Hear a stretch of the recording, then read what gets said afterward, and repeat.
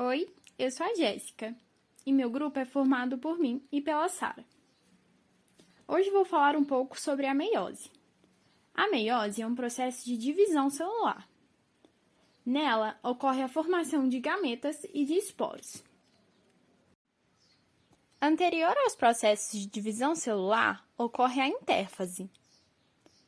A intérfase é a fase em que a célula não está se dividindo, sendo dividida em fase G1, fase S e fase G2. Na fase G1, ocorre o crescimento celular e a síntese de novas organelas. Na fase S, ocorre a duplicação do DNA e dos centríolos. E na fase G2, ocorre a síntese de biomoléculas e os centríolos migram para a periferia, para a formação do fuso acromático. O processo de meiose também é dividido em fases, sendo meiose 1 e meiose 2. Na meiose 1, o processo é reducional, ou seja, uma célula diploide se divide em duas células haploides, reduzindo assim o número de cromossomos. Já na meiose 2, o processo é equacional, em que duas células haploides, ao se dividirem, formam 4 novas células, com 23 cromossomos. A meiose 1 consiste de 4 fases: prófase, metáfase, anáfase e telófase 1.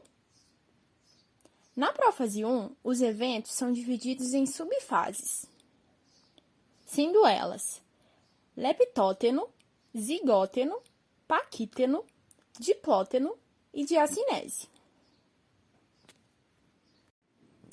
Na subfase leptóteno, ocorre a condensação dos cromossomos e a formação das fibras do fuso. Na subfase zigóteno, ocorre o início da sinapse e o pareamento dos cromossomos homólogos. Na subfase paquíteno, ocorre a sinapse completa e o início do processo chamado de crossing over, que se refere à troca de material genético entre os cromossomos, gerando assim variabilidade genética. O crossing over será finalizado na subfase diplóteno.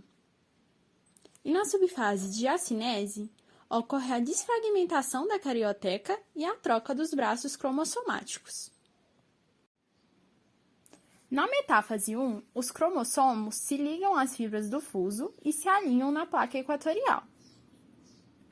Na anáfase 1, ocorre a separação dos cromossomos homólogos e o encurtamento das fibras do fuso.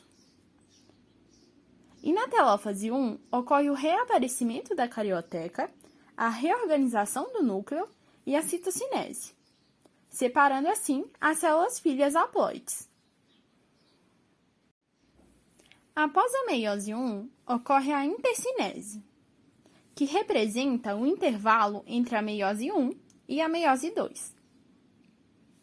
E vale mencionar que nesse período o DNA não está se multiplicando. A meiose 2 também consiste de 4 fases: prófase, metáfase, anáfase e telófase 2.